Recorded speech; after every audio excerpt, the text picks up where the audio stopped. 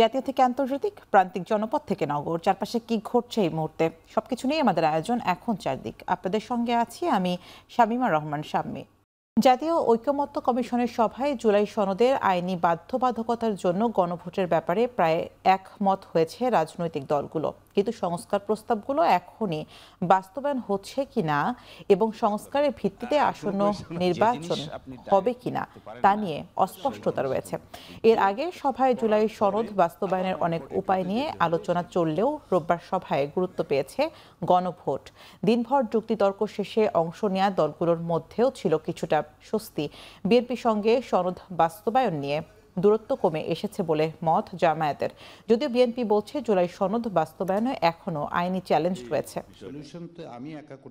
এখানে জাতীয় সনদের ভিত্তি, আইনি ভিত্তিটা আপনি সমর্থন করেন কিনা, হ্যাঁ না, এটা ইলেকশন কমিশনকে যে দায়িত্ব সরকার দেয়, আমরা মনে করি এটা জাতীয় নির্বাচনকে কোনো ধরনের ডিস্টার্ব করা ছাড়াই ওনারা নভেম্বরের এন্ডে অথবা ডিসেম্বরের মধ্যে এটা আয়োজন করতে পারেন, জাতীয় নির্বাচন তফসিলের আগে করতে পারবে। কনস্টিটিউয়েন্ট পাওয়ার কার থাকে?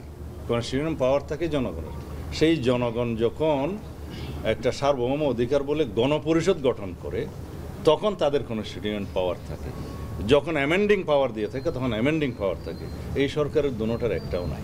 জুলাই জাতীয় সনদকে পুরোপুরিভাবে যেভাবে আমরা ঐকমত্য হয়েছি উইথ নোট অফ ডিসেন্ট কিছু কিছু ক্ষেত্রে, সেটা বাস্তবায়ন করতে নেক্সট পার্লামেন্টের সমস্ত সংসদ সদস্যগণ বাধ্য থাকবে যদি জনগণ তার পক্ষে রায় দেয়।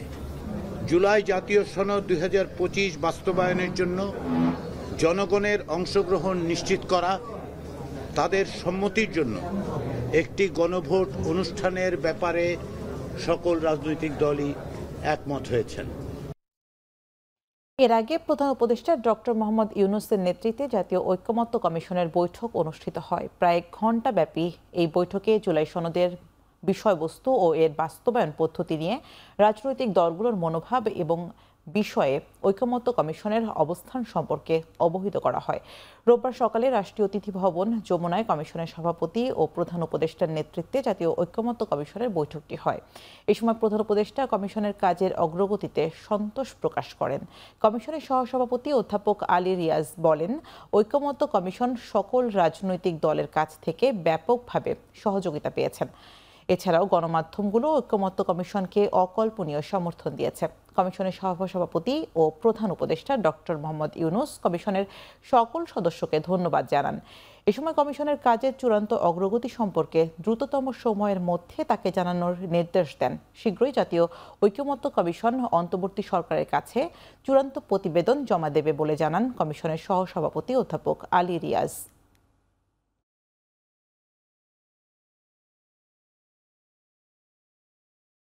রোহিঙ্গা প্রত্যাবাসনের আগ পর্যন্ত সহযোগিতা অব্যাহত রাখার অঙ্গীকার করেছে জাতিসংঘ, জানালেন বিএনপির স্থায়ী কমিটির সদস্য আমির খসরু মাহমুদ চৌধুরী। রোববার সকালে বিএনপি চেয়ারপারসনের কার্যালয় গুলশানে ঢাকায় নিযুক্ত জাতিসংঘ আবাসিক সমন্বয়কারী গোয়েন লুইস ও সিনিয়র হিউম্যান রাইটস অ্যাডভাইজার হুমা খানের সঙ্গে বৈঠক করেন দলের মহাসচিব মির্জা ফখরুল ইসলাম আলমগীরের নেতৃত্বে বিএনপির একটি প্রতিনিধি দল। সাক্ষাৎ শেষে ব্রিফিংয়ে বিএনপির স্থায়ী কমিটির সদস্য আমির খসরু মাহমুদ চৌধুরী বলেন, দেশে গণতান্ত্রিক প্রক্রিয়া ফেরত আনতে দ্রুত নির্বাচন জরুরি। স্বৈরাচারের শাসনামলে সাহসী ভূমিকা রেখেছে জাতিসংঘ। গণতন্ত্রের ও মানবাধিকারের পক্ষে অবদানের জন্য জাতিসংঘকে ধন্যবাদ জানায় বিএনপি। ফেব্রুয়ারির প্রথমার্ধে যে নির্বাচনের আলোচনা চলছে, এটাকে কিভাবে সফলভাবে আমরা সমাপ্তি করতে পারি সেটা আলোচনা হয়েছে বাংলাদেশের রোহিঙ্গাদের সহায়তার ব্যাপারে। বাংলাদেশ সরকার এবং বিদেশিদের রোহিঙ্গার বিষয়টা, রোহিঙ্গা প্রত্যাবর্তন, মানবেতর জীবনযাপন করছে, এগুলো নিয়ে আলোচনা হয়েছে। স্বৈরাচার আওয়ামী লীগ আমলে সরকারের আমলে কেবল উন্নয়নের গালভরা গল্প হয়েছে, তবে শিক্ষা ক্ষেত্রে কোনো উন্নয়ন হয়নি বলে মন্তব্য করেছেন বিএনপির সিনিয়র যুগ্ম মহাসচিব রুহুল কবির রিজভী। তিনি বলেন, গত 16 বছরে ছাত্র রাজনীতির নামে শিক্ষা প্রতিষ্ঠানে মাস্তান তৈরি করা হয়েছে। রাজধানীর গুলশানে বিএনপি চেয়ারপারসনের কার্যালয়ে আমরা বিএনপি পরিবার আয়োজিত অনুষ্ঠানে তিনি আরও বলেন, স্কুলের অবকাঠামো নিম্নমানের হলে শিক্ষার্থীরা বিজ্ঞান মনস্ক হবে না। এ সময় বিএনপির ভারপ্রাপ্ত চেয়ারম্যান তারেক রহমানের পক্ষ থেকে ইসলামিক ইউনিভার্সিটি অফ টেকনোলজি আইইউটির রেসিং কার নির্মাণ করা শিক্ষার্থীদের সহযোগিতা দেয়া হয়। অনুষ্ঠানে আইইউটির রেসিং কার নির্মাতা শিক্ষার্থীরা তাদের প্রকল্পের বিভিন্ন দিক তুলে ধরেন। বিশ্ববিদ্যালয়ের আমাদের সামনে কত ফানুস দেখানো হয়েছে, মেট্রো রেল, উড়াল সেতু, ফ্লাইওভার, কত গাল ভরা গল্প আমাদেরকে বলা হয়েছে। কিন্তু একটা জাতির যে মেরুদণ্ড, তার যে উপযুক্ত শিক্ষা, সেই শিক্ষা কার্যক্রমকে ধ্বংস করে দেওয়া হচ্ছে। এটাই ফ্যাসিস্টরা যুগে যুগে করেছে। আপনি বিভিন্ন দেশে যেখানে একদলীয় দুঃশাসন আছে, এক ব্যক্তির শাসন আছে, সেখানে এটাই দেখা যায়। জামায়াতের আমির ডক্টর শফিকুর রহমানের সাথে ঢাকায় নিযুক্ত সুইজারল্যান্ডের রাষ্ট্রদূত রেতো রেংলি সৌজন্য সাক্ষাৎ করেছেন। রোববার সকালে রাজধানীর বসুন্ধরায় জামায়াতের আমিরের কার্যালয়ে এই সাক্ষাৎ ও বৈঠক অনুষ্ঠিত হয়। রাষ্ট্রদূত বৈঠকের শুরুতেই ডক্টর শফিকুর রহমানের স্বাস্থ্যের খোঁজ খবর নেন এবং তার সম্পূর্ণ সুস্থতা কামনা করেন। বৈঠকে তারা বাংলাদেশের সার্বিক পরিস্থিতি, বাংলাদেশ সুইজারল্যান্ডের দ্বিপক্ষীয় সম্পর্ক, বিশেষ করে ব্যবসা বাণিজ্য, কূটনৈতিক বিষয়ে আলোচনা করেন। ভবিষ্যতে দুই দেশের উন্নয়ন ও অগ্রগতির ধারা আরও জোরদার হবে বলে আশাবাদ ব্যক্ত করেন তারা।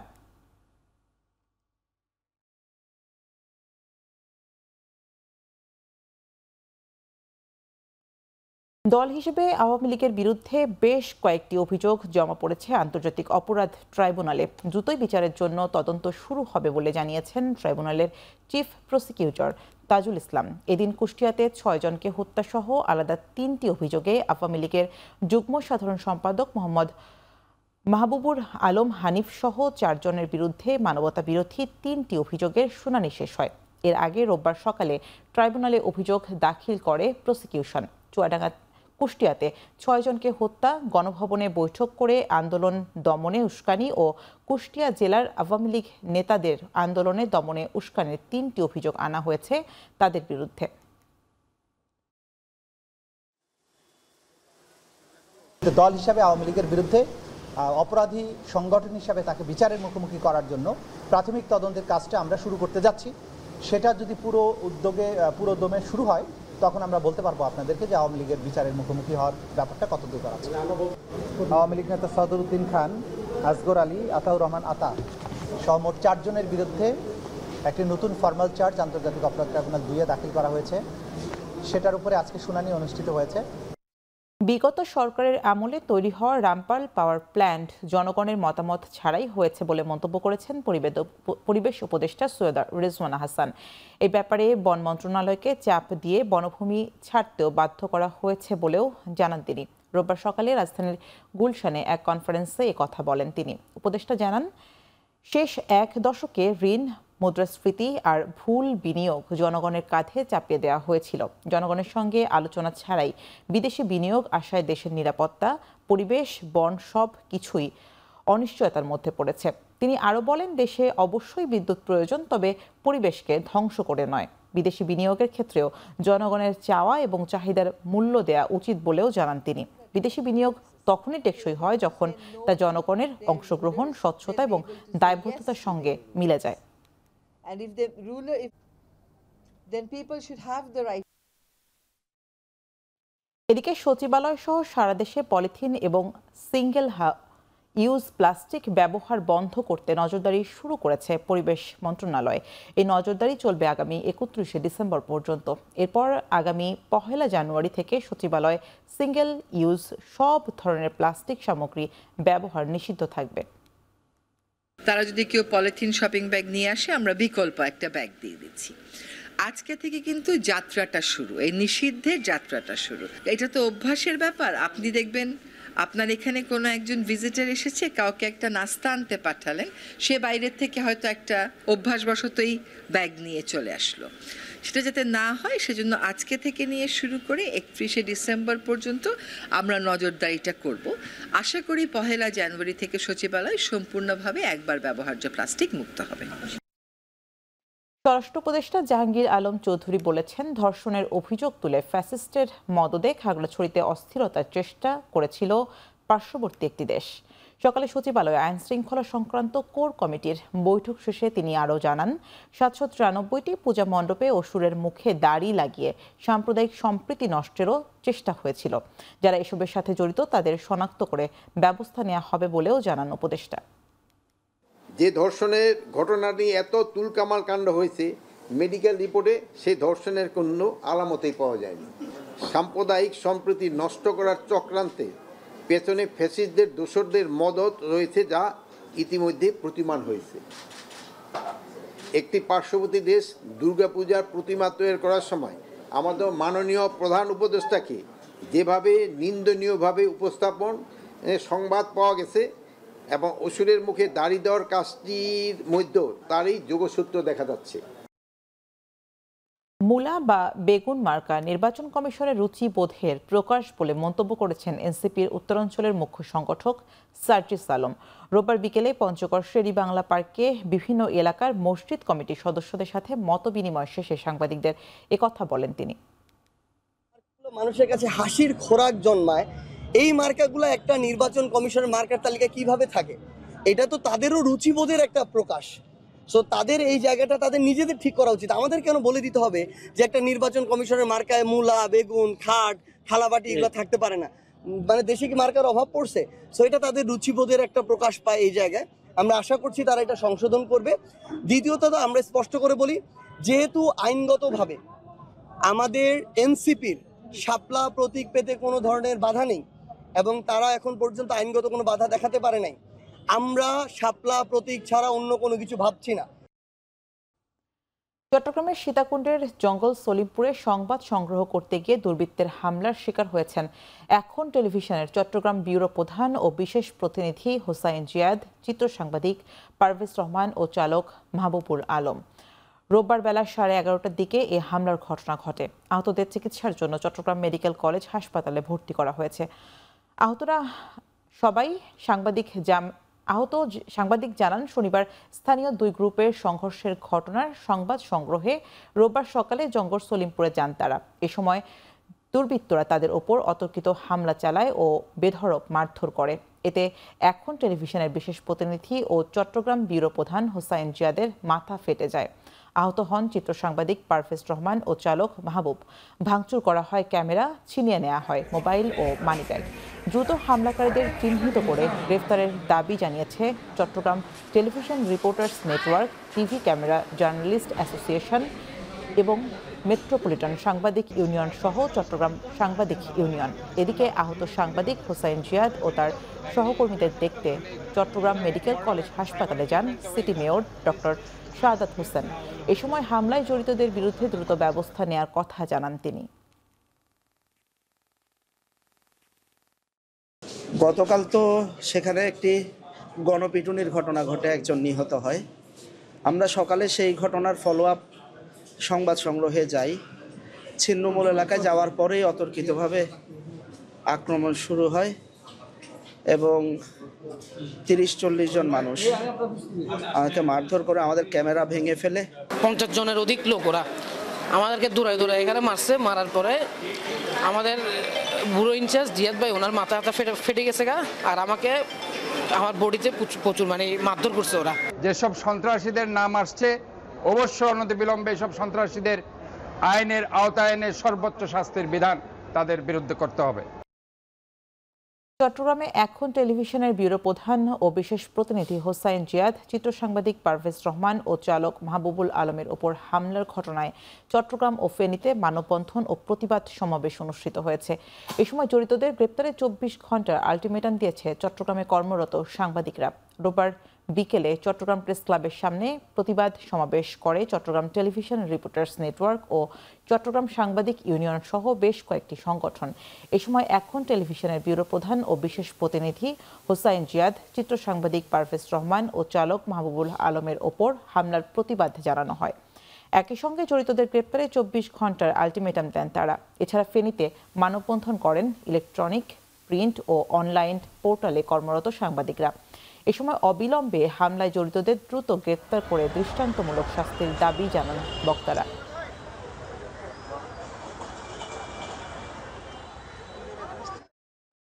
বাগেরহাটে সাংবাদিককে হত্যার প্রতিবাদে নাটোরে মানববন্ধন কর্মসূচি পালন করেছেন বিভিন্ন গণমাধ্যমের কর্মরত সাংবাদিকরা।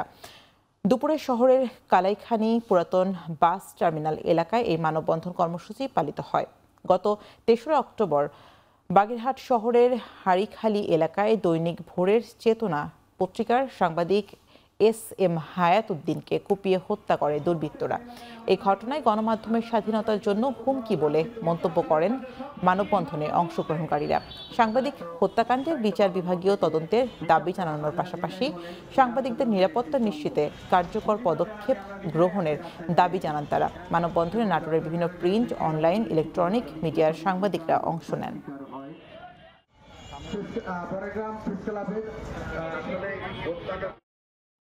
বান্দরবানে মিয়ানমার সীমান্তের অভ্যন্তরে নতুন করে উত্তেজনা দেখা দিয়েছে। এতে স্থানীয়দের মধ্যে আতঙ্ক বিরাজ করছে। শনিবার তম্ব্রু সীমান্তে থেমে থেমে ভেসে আসে গোলাগুলি ও বিস্ফোরণের শব্দ। স্থানীয়রা জানায়, গত ১ অক্টোবর থেকে মিয়ানমার অভ্যন্তরে সীমান্তে নিয়ন্ত্রণে নিতে আরাকান আর্মির সঙ্গে রোহিঙ্গাদের সশস্ত্র সংগঠন আরসা ও আরএসও এর মধ্যে সংঘর্ষ চলছে। এতে মিয়ানমার লাগোয়া বাংলাদেশের বিভিন্ন সীমান্ত এলাকা থেকে মাঝে মধ্যে গোলাগুলি ও বিস্ফোরণের শব্দ ভেসে আসছে। এতে সীমান্তবর্তী বাসিন্দাদের মধ্যে আতঙ্ক বিরাজ করছে। বিজিবির পক্ষ থেকে জানানো হয়, সংঘর্ষ, গোলাগুলি ও বিস্ফোরণের ঘটনাটি বাংলাদেশের সীমান্তের ৩ থেকে ৪০০ মিটার দূরে। এ অবস্থায় সীমান্ত এলাকায় বিজিবি সতর্ক অবস্থানে রয়েছে বলে জানানো হয়েছে।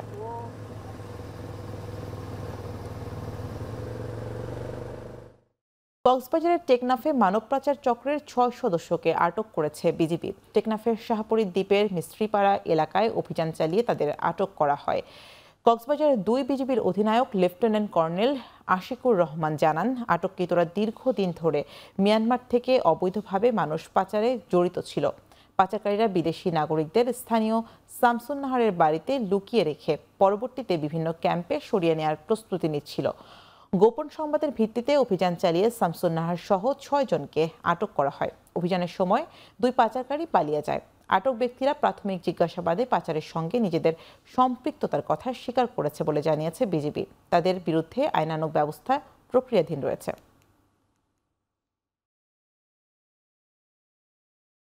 ছুটির পর প্রথম দিন থেকেই জমে উঠেছে চট্টগ্রাম বিশ্ববিদ্যালয়ের কেন্দ্রীয় ছাত্র সংসদ চাকসু নির্বাচনের প্রচারণা। সকাল থেকেই প্রার্থীরা বিভিন্ন অনুষদে প্রচারণায় ছুটেছেন। এক অনুষদ থেকে অন্য অনুষদে লিফলেট বিতরণ, কুশল বিনিময় আর নানান আশ্বাসে ভোটারদের মন জয়ের চেষ্টা করেছেন প্রার্থীরা। প্রচারণায় ভালো সাড়া পাচ্ছেন বলে জানান সব প্রার্থীরাই। একই সাথে সুষ্ঠু নির্বাচনী পরিবেশ বজায় রাখতে নির্বাচন কমিশনের প্রতি আহ্বান জানান তারা। এদিকে দুপুরের প্রার্থী ও ভোটারদের সাথে মতবিনিময় সভায় প্রশাসন অনুষদে সভা করেছে নির্বাচন কমিশন।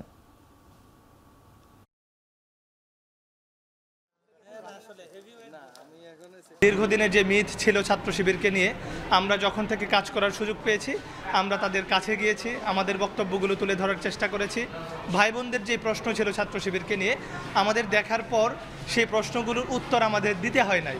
এখনো হচ্ছে পরিবেশ হচ্ছে সন্তোষজনক। সকল যারা প্রার্থীরা নির্বাচনে দাঁড়িয়ে করছে সবার অবস্থান আছে। তো আমরা আশা করি সেটা বজায় থাকবে নির্বাচনের দিন পর্যন্ত, ফলাফল পর্যন্ত। পরিবেশ খুব ভালো এবং আনন্দঘন একটা পরিস্থিতি বিরাজ করতেছে। তো এই পরিবেশটা যদি সকল স্টুডেন্ট যদি ক্যাম্পাসে থাকতো তাহলে আমাদের ক্ষেত্রে ভালো হতো। আমরা অনেক স্টুডেন্টকে রিচ করতে পারতাম, তাদের সমস্যাগুলো আমরা তুলে আনতে পারতাম। তো এখনও তো বেশ কিছুদিন সময় আছে, দেখা যাক কি হয়। এদিকে টানা ছুটির পর ক্যাম্পাসে ফিরতে শুরু করেছে রাজশাহী বিশ্ববিদ্যালয়ের শিক্ষার্থীরা। সকাল থেকেই রাকসু নির্বাচনের প্রচারণায় ব্যস্ত সময় পার করেছেন প্রার্থীরা। আবাসিক হল, টুকিটাকি চত্বর, পরিবহন মার্কেট, একাডেমিক ভবন সংলগ্ন সড়কগুলোতে প্রচারপত্র বিতরণ করেছেন তারা। প্রার্থীরা জানান, শিক্ষার্থীদের দাবি ও অধিকার নিয়ে কাজ করবেন তারা। এর আগে ২০ সেপ্টেম্বর পোষ্যকোটা ইস্যুতে শিক্ষক শিক্ষার্থীদের মধ্যে হাতাহাতির ঘটনায় জড়িতদের শাস্তি ও প্রাতিষ্ঠানিক সুবিধার দাবিতে শিক্ষক, কর্মকর্তা ও কর্মচারীরা ক্যাম্পাস শাটডাউন ঘোষণা করেন। এতে ছাত্রদল সহ বিভিন্ন প্যানেল ও স্বতন্ত্র প্রার্থীদের অনেকেই ভোট পেছানোর দাবি তোলেন। পরে ২৫ সেপ্টেম্বরের ভোট পিছিয়ে ১৬ অক্টোবর নির্ধারণ করে নির্বাচন কমিশন। পাশাপাশি কেন্দ্রীয় ছাত্র সংসদ নির্বাচনের প্রচারণার সময়সীমাও বৃদ্ধি করা হয়েছে। এতে ৫ থেকে ১৪ অক্টোবর পর্যন্ত আচরণবিধি মেনে প্রচারণা চালাতে পারবে প্রার্থীরা। আমাদের যে প্রচারণা তফসিল অনুযায়ী আজ থেকে প্রচারণার সময় আবার দেওয়া হয়েছে, আমরা প্রচারণায় নেমেছি এবং আমরা আবারও শিক্ষার্থীদের দ্বারে দ্বারে যাব, আমাদের বার্তা পৌঁছে দেব। যত সংখ্যক শিক্ষার্থী আছে ক্যাম্পাসে এবং সবাই আসতে শুরু করেছে, সবার কাছে যাওয়ার চেষ্টা করতেছি। শিক্ষার্থীদের কাছে আমরা আজকে থেকে আবারও যাওয়া শুরু করেছি এবং হলগুলোতে আমাদের গণসংযোগ আজকে থেকে আবারও জোরদার হবে। আমরা আশাবাদী 16 তারিখ ইনশাআল্লাহ রাকসু নির্বাচন হবে। যুব সমাজের অঙ্গীকার ফেরাতে হবে ভোটের অধিকার, এই স্লোগানে খুলনায় অনুষ্ঠিত হয়েছে যুব সমাবেশ। রোববার তেরখাদা উপজেলার সমাবেশ অনুষ্ঠিত হয়। সমাবেশ ঘিরে রোববার দুপুর থেকে আসতে শুরু করেন নেতাকর্মীরা। আসন্ন ত্রয়োদশ জাতীয় সংসদ নির্বাচনে তারেক রহমানের ঘোষিত রাষ্ট্র কাঠামো মেরামতের 31 দফা তুলে ধরেন বক্তারা। বলেন, জনগণের প্রতিটি ভোট মূল্যবান, তাই ভেবে চিনতে ভোট দেওয়ার আহ্বান জানান তারা। সমাবেশে প্রধান অতিথি হিসেবে উপস্থিত ছিলেন বিএনপির জাতীয় নির্বাহী কমিটির যুগ্ম মহাসচিব হাবিবুল নবী খান সোহেল। পরাজিত হতে শিখি নাই, লেখাপড়া করতে এসেছি, কোনো অন্যায়ের কাছে মাথা নত করতে শিখি নাই। একটি রাজনৈতিক দলের প্রধান আক্রান্ত হওয়ার পরেও সরকার যদি আসামিদের বিচার করতে না পারে, তাহলে নির্বাচনে ভোট কেন্দ্রের নিরাপত্তা দেবে কিভাবে? এমন প্রশ্ন তুলেছেন গণ অধিকার পরিষদের সাধারণ সম্পাদক মোহাম্মদ রাশেদ খান। রোববার সন্ধ্যায় রাজধানীর বিজয়নগরে ইউরোপীয় ইউনিয়নভুক্ত দেশের 2 সদস্যের নির্বাচনী পর্যবেক্ষকের সাথে মতবিনিময় সভায় এই প্রশ্ন তোলেন তিনি। জানান, এখন পর্যন্ত জোটভুক্ত না হয়ে এককভাবে নির্বাচনে অংশ নেওয়ার প্রস্তুতি নিচ্ছে তাদের দল। 16 বছরে হাসিনা যে ফ্যাসিস্ট ব্যবস্থা তৈরি করেছিল, সেই ব্যবস্থার কোনো পতন হয়নি। এজন্য আমরা তাদেরকে জানিয়েছি, সরকার যদি মনে করে কোনো সংস্কার ছাড়া এই প্রশাসনের সংস্কার বা প্রশাসনের মধ্যে যারা আওয়ামী লীগের সুবিধাভোগী রয়েছে, যারা 14 সালে নির্বাচন করেছে, যে সকল গোয়েন্দা সংস্থারা কর্মকর্তারা যারা 18 সালে নির্বাচন করেছে, 24 সালে নির্বাচন করেছে, তাদের বিরুদ্ধে কোনো ব্যবস্থা না নিলে এবং তাদেরকে স্বপদে বহাল রাখলে কোনোভাবেই সুষ্ঠু নির্বাচন সরকার করতে পারবে না, নির্বাচন কমিশন করতে পারবে না। আইন শৃঙ্খলা পরিস্থিতির অবনতির অভিযোগ এনে স্বরাষ্ট্র উপদেষ্টার সমালোচনা করেছেন ইসলামী আন্দোলনের সিনিয়র নায়েবে আমির ও শায়েখে চরমোনাই মুফতি সৈয়দ মোহাম্মদ ফয়জুল করিম। রোববার সন্ধ্যায় নরসিংদীর Satirpara Kalikumar institute school and college মাঠে আয়োজিত এক গণসমাবেশে তিনি একথা বলেন। আপনাকে শাড়ি চুরি পরিয়ে দেবে বাংলাদেশের জনগণ। আইন শৃঙ্খলার অবনতি হচ্ছে প্রতিদিন। আজকে পার্বত্য অঞ্চলের অবস্থাটা কি? সেনা সন্ত্রাসীরা আর্মিদেরকে অ্যাটাক করেছে, আহত করেছে, বহু বাড়িঘর জ্বালিয়ে দিয়েছে। আমি বাংলাদেশ সরকারকে বলবো, পার্বত্য অঞ্চলের জন্য ভিন্ন আইন কেন থাকবে?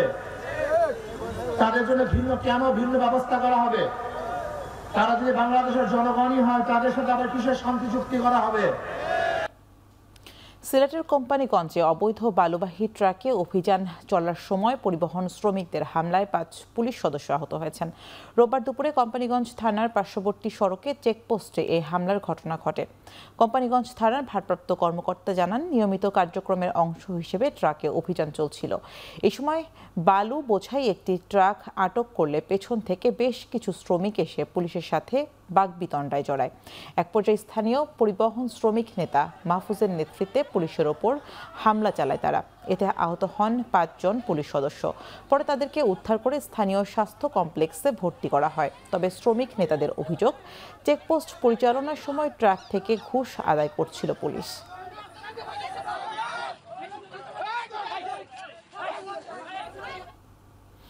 বরিশালের মোলাদিতে স্ত্রীকে হত্যা করে মরদেহ গুমের অভিযোগে স্বামীকে মৃত্যুদণ্ড আদেশ দিয়েছে বরিশাল নারী ও শিশু নির্যাতন দমন ট্রাইব্যুনাল।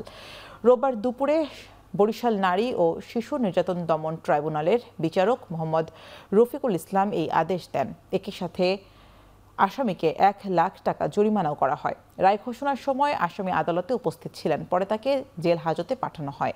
রাষ্ট্রপক্ষের আইনজীবী অ্যাডভোকেট মোহাম্মদ মোখলেসুর রহমান বাচ্চু জানান, মৃত্যুদণ্ডপ্রাপ্ত আসামি সোহরাব হোসেন আকন যৌতুকের টাকার জন্য তার দ্বিতীয় স্ত্রী এলমা আক্তার লিমাকে নির্যাতন করত। 2013 সালে লিমাকে গলা টিপে হত্যা করে লাশ গুম করেন তিনি।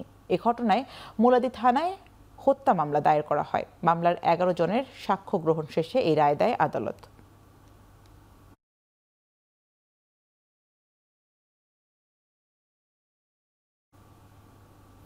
আকস্মিক ঝড়ে রংপুরের গঙ্গাচড়া ও নীলফামারীর কিশোরগঞ্জ উপজেলার হাজারের বেশি ঘরবাড়ি ক্ষতিগ্রস্ত হয়েছে।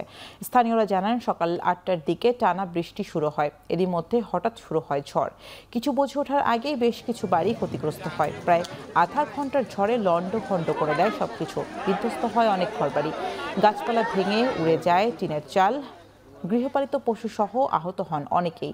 দুই উপজেলার প্রশাসন সকাল থেকে ক্ষতিগ্রস্তদের উদ্ধারে কাজ শুরু করে। আহতদের দেয়া হয় প্রয়োজনীয় চিকিৎসা।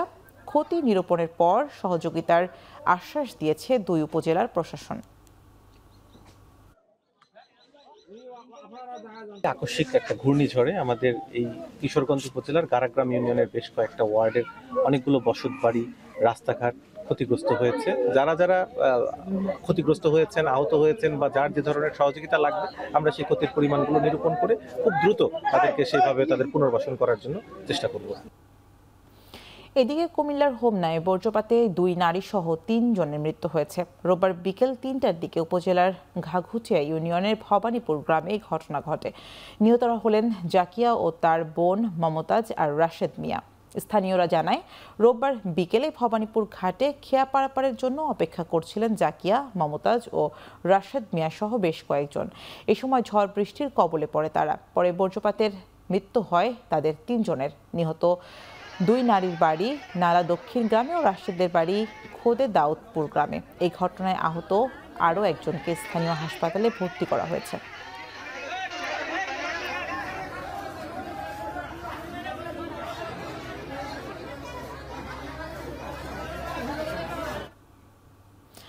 চাঁপাইনবাবগঞ্জের ভোলাহাটে সাপের কামড়ে 2 জনের মৃত্যু হয়েছে। এছাড়া আহত হয়েছেন একজন। রোববার দুপুরে উপজেলার সদর ইউনিয়নের আলালপুর ও খারবাটরা গ্রামে এই ঘটনা ঘটে। মৃতরা হলেন উপজেলার সদর ইউনিয়নের আলালপুর গ্রামের মোহাম্মদ রানাউল ইসলাম ও খাটবাকরা গ্রামের মোহাম্মদ আজিজুল ইসলাম। পুলিশ জানায়, রানাউল ইসলামকে ঘুমন্ত অবস্থায় সাপে কামড় দেয়। এ সময় তাকে উদ্ধার করে হাসপাতালে নেওয়া হলে মৃত্যু হয়। এছাড়া ধান খেতে কাজ করার সময় সাপের কামড়ে মৃত্যু হয় আজিজুল ইসলাম নামে অপর একজনের।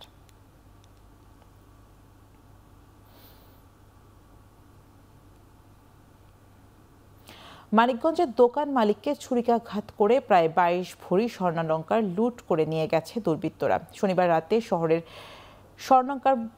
স্বর্ণকার পট্টিতে ঘটনা ঘটে। পুলিশ জানায়, শনিবার রাত 11:30টার দিকে শিবালয় উপজেলার মহাদেবপুর গ্রামের শুভ দাস অভি অলংকার নামে তার স্বর্ণের দোকানে কাজ করছিলেন। এ সময় 2 জন দুর্বৃত্ত দোকানে প্রবেশ করে তাকে ছুরিকাঘাত করে প্রায় 22 ভরি স্বর্ণ লুট করে নিয়ে যায়। পরে স্থানীয়রা শুভকে উদ্ধার করে জেলা সদর হাসপাতালে ভর্তি করেন। এদিকে ঘটনার প্রতিবাদে জড়িতদের দ্রুত গ্রেফতারের দাবিতে রোববার সকালে বিক্ষোভ মিছিল করেছেন স্বর্ণ ব্যবসায়ীরা।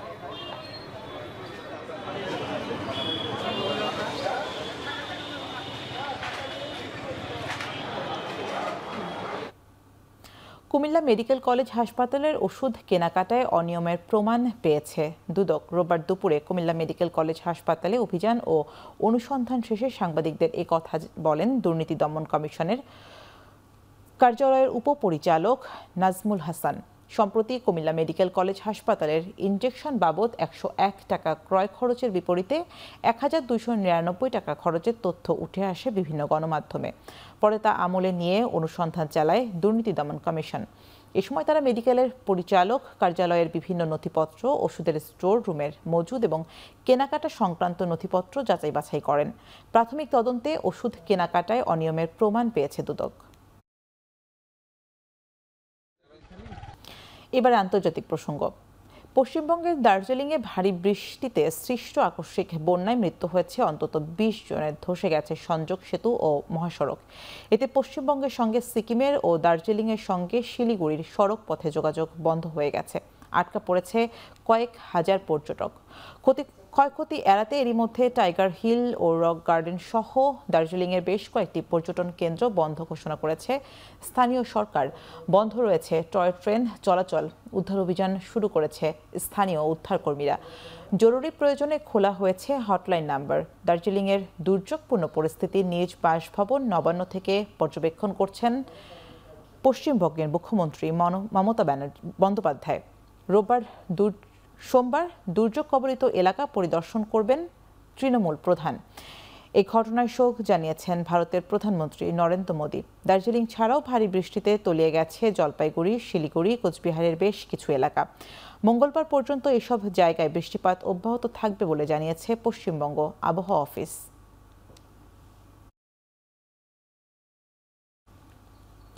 নেপালে ভারী বৃষ্টিপাতের কারণে সৃষ্ট আকস্মিক বন্যা ও ভূমিধসে নিহতের সংখ্যা বেড়ে দাঁড়িয়েছে ৪৭ জনে। এখনও নিখোঁজ রয়েছেন অনেকেই। টানা ৩ দিনের বৃষ্টিতে দেশটির রাজধানী কাঠমান্ডু সহ বেশ কয়েকটি শহরে ভয়াবহ বন্যা দেখা দিয়েছে। বিপদসীমার উপর দিয়ে প্রবাহিত হচ্ছে কয়েকটি নদীর পানি। এরই মধ্যে বন্যার পানিতে অনেক স্থানে ভেসে গেছে সেতু, রাস্তাঘাট ও যানবাহন। ক্ষতি এড়াতে নেপালের বিভিন্ন জেলায় রেড অ্যালার্ট জারি করা হয়েছে। নদী তীরবর্তী এলাকায় মানুষকে অন্যত্র সরিয়ে নিচ্ছে প্রশাসন। নেপালের আবহাওয়া বিভাগের পূর্বাভাস অনুযায়ী আগামী সোমবার পর্যন্ত নেপালের বিভিন্ন অঞ্চলে বৃষ্টিপাত অব্যাহত থাকবে। এদিকে সোমবার ও মঙ্গলবার সরকারি ছুটি ঘোষণা করেছে নেপালের স্বরাষ্ট্র মন্ত্রণালয়।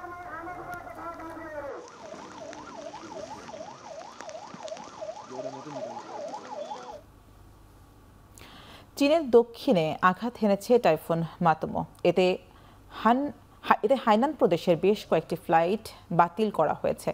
টাইফুনের প্রভাবে হাইনান ও গুয়াংডং প্রদেশে তীব্র বাতাস বয়ে যায়। পানির তীব্র স্রোতে এসব প্রদেশের বিভিন্ন জায়গায় বন্যা দেখা দেয়। লণ্ডভণ্ড হয়ে যায় দোকান ও বসতবাড়ি। জাতীয় দিবস ও শরৎ উৎসব উপলক্ষে দেশটিতে চলছিল ছুটি। এই ছুটিতে চীনারা ব্যস্ত উৎসব আনন্দ উদযাপনে। এরই মধ্যেই প্রাকৃতিক দুর্যোগে চীনাদের দৈনন্দিন জীবনযাপনে দুর্ভোগ নেমে এসেছে।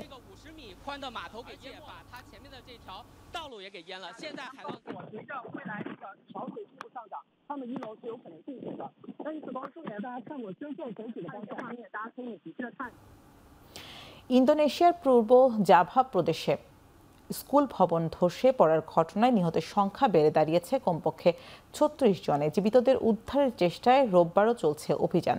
যদিও এর আগেই উদ্ধারকর্মীরা ঘোষণা দিয়েছেন ধ্বংসস্তূপের নিচে চাপা পড়া কেউ জীবিত নেই। সার্দিওজো শহরে সোমবার বিকেলে ভবনটি ধসে পড়ার সময় সেখানে উপস্থিত ছিল কয়েকশো শিক্ষার্থী। ধ্বংসস্তূপে আটকা পড়ে অর্ধ শতাধিক, যাদের বেশিরভাগের বয়স ১৩ থেকে ১৯ বছরের মধ্যে। এদের মধ্যে মাত্র ১৩-১৪ জন জীবিত উদ্ধার করেছে বলে জানিয়েছে প্রশাসন।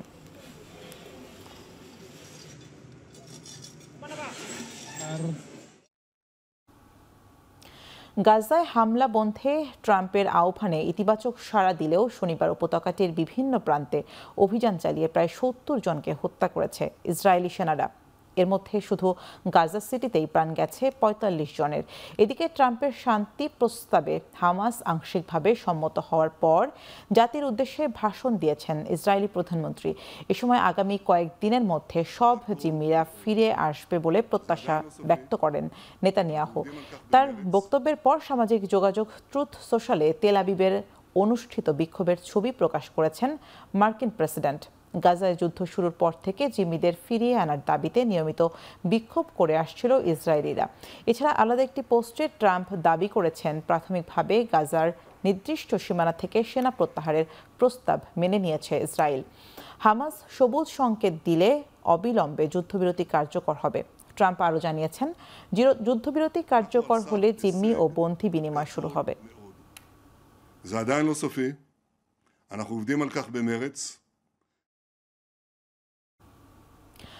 গাজায় স্থলভাগে সেনা উপস্থিতি ও সব জিম্মিদের মুক্তির বিষয়ে আজ মিশরের কায়রোতে বৈঠক করবে ইসরায়েল ও হামাসের প্রতিনিধি দল। মিশরের পররাষ্ট্র দপ্তর এক বিবৃতিতে এই তথ্য নিশ্চিত করেছে। বিবৃতিতে বলা হয়, ভ্রাতৃপ্রীতম রাষ্ট্র ফিলিস্তিনে চলমান সংঘাত বন্ধে এই আলোচনা ভূমিকা রাখবে। হামাস ও ইসরায়েলের মধ্যে সমঝোতা আলোচনার অংশ হিসেবে এই বৈঠক আয়োজন করা হয়েছে বলে জানিয়েছে মিশর। বৈঠকে ইসরায়েলি দলের প্রতিনিধিত্ব করবেন দেশটির কৌশলগত মন্ত্রী জন ডারমার। মধ্যপ্রাচ্য ভিত্তিক গণমাধ্যমগুলো দাবি করেছে, স্থানীয় সময় সোমবার সন্ধ্যা থেকে শুরু হচ্ছে ইহুদিদের সুকট উৎসব। এই শুরুর আগেই জিম্মিদের মুক্তির বিষয়ে ইসরায়েলিদের সুখবর দিতে চান বেনিয়ামিন নেতানিয়াহু।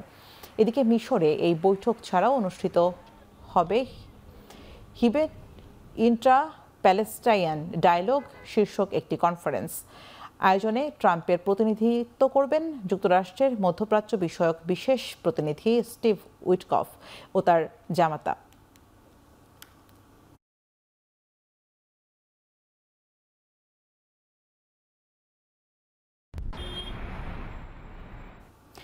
গাজায় ত্রাণ নিয়ে যাওয়া সমুদ্র ফ্লোটিলার নৌবহর থেকে আটক জলবায়ু কর্মী গ্রেটা থুনবার্গকে নির্যাতনের অভিযোগ উঠেছে ইসরায়েলি বাহিনীর বিরুদ্ধে।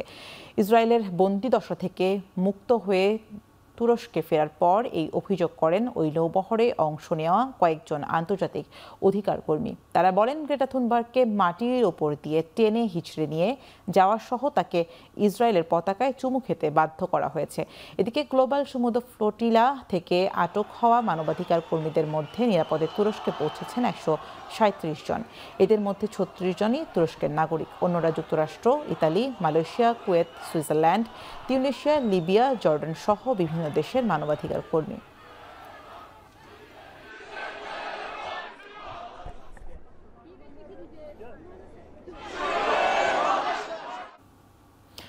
বাশার আল আসাদের পতনের পর সিরিয়ায় প্রথমবারের মতো পার্লামেন্ট নির্বাচন অনুষ্ঠিত হলো। আজ নির্বাচনের ফলাফল ঘোষণা করা হবে। যদিও প্রতিনিধি নির্বাচনে সরাসরি ভোট দেয়নি দেশের জনগণ, তাদের ভোটে এরই মধ্যে সিরিয়ায় গঠন করা হয়েছে একটি ইলেকটোরাল কলেজ বা নির্বাচনী পরিষদ। 210 আসনের পার্লামেন্টে 2/3 সদস্যকে সরাসরি বেছে নেবে এই প্রতিনিধি পরিষদ, আর বাকি সদস্যদের নিয়োগ দেবেন অন্তর্বর্তী প্রেসিডেন্ট আহমেদ আল শারা। এদিকে পরোক্ষ নির্বাচনের এই প্রক্রিয়াকে অগণতান্ত্রিক মনে করছে সিরীয় ভোটারদের বড় অংশ।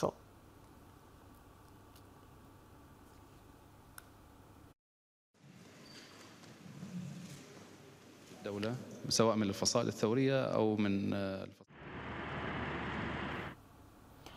অরোরা বা নর্দার্ন লাইটের আলোয় আলোকিত হলো রাশিয়ার সেন্ট পিটার্সবার্গের আকাশ। শহরের 87 তলার টাওয়ার লাখতা সেন্টার থেকে এর সর্বোচ্চ সৌন্দর্য উপভোগ করেন দর্শনার্থীরা, মুগ্ধ হন এর অপরূপ সৌন্দর্যে। অরোরা হলো পৃথিবীর উত্তর গোলার্ধে সৃষ্ট এক প্রাকৃতিক আলোর প্রদর্শনী, যা সৌর বায়ু থেকে আসা কণাগুলোর সঙ্গে পৃথিবীর বায়ুমণ্ডলে গ্যাসের সংঘর্ষে তৈরি হয়। এই সংঘর্ষে বায়ুমণ্ডলের গ্যাসগুলো থেকে রঙিন আলো বিকিরণ করে, যা আকাশে বর্ণিল ফিতার মতো দেখা যায়।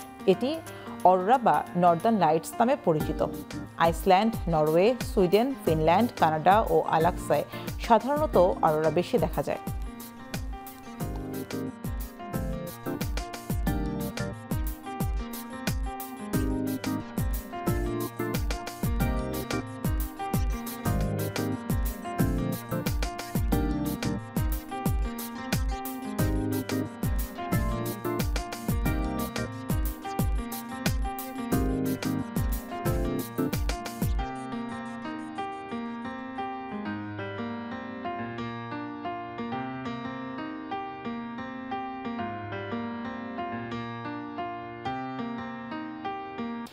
পাল্টাপাল্টি অভিযোগ, রোমান্সের পারদে প্রতিনিয়ত উত্থান পতন এবং অনিশ্চয়তার পেছনে ফেলে আজ অনুষ্ঠিত হতে যাচ্ছে বিসিবির চতুর্থ নির্বাচন, যেখানে সবশেষ সংযোজন অভিযুক্ত 15 ক্লাবের ভোটাধিকার ফিরে পাবে।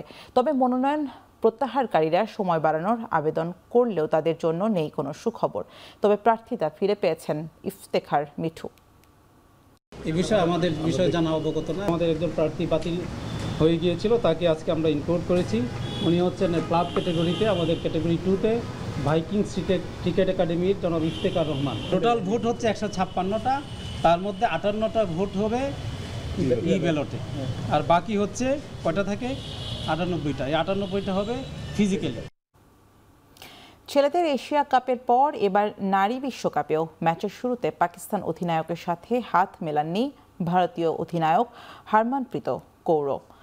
কলম্বোতে গ্রুপ পর্বের খেলায় ভারতীয় অধিনায়ক হারমান হাত মেলাননি পাকিস্তানের অধিনায়ক ফাতিমা সানার সাথে। গেল সপ্তাহে শেষ হওয়া ছেলেদের এশিয়া কাপে সব মিলিয়ে 3বার মুখোমুখি হয় ভারত ও পাকিস্তান, কিন্তু 3 ম্যাচের কোনোটিতেই ম্যাচের শুরুতে কিংবা শেষে হাত মেলাননি দুই দেশের ক্রিকেটাররা। এই হাত না মেলানোর বিষয়টি মূলত এসেছে ভারতীয়দের পক্ষ থেকেই।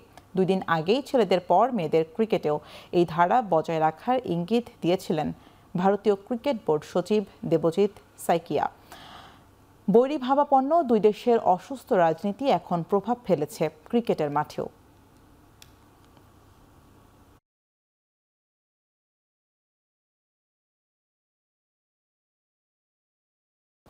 শেষ করছি এখন চারদিকের আয়োজন। এখন টেলিভিশন ওয়েবসাইটে দেখতে ভিজিট করুন www.ekhon.tv, ফেসবুকে দেখতে ভিজিট করুন facebook.com/tv.ekhon এবং ইউটিউবে দেখতে ভিজিট করুন youtube.com/c/ekhon tv।